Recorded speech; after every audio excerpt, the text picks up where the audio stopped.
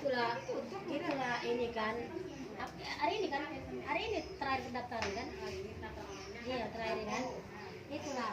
Jadi kan konsumen di BKR itu kan dia namanya sama bodoh-bodoh kali orang yang mau mendaftar ini kata kenapa kok? Semua udah ditanya ya iyalah di tempat penanyaan bilang kayak gitu. Nanti ini Pak gimana ini Pak? Ini Pak. Nah iyalah namanya orang nggak tahu ya kan walaupun ini mana ngerti-ngerti Pak orang itu. Pokoknya inilah terakhir hari ini pengumuman. Makanya saya kami langsung dia pulang nggak jadi dia kirim naik kereta api dia langsung pulang semalam.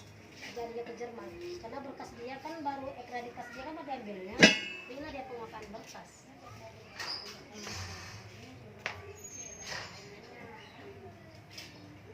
Makanya dia nggak ini.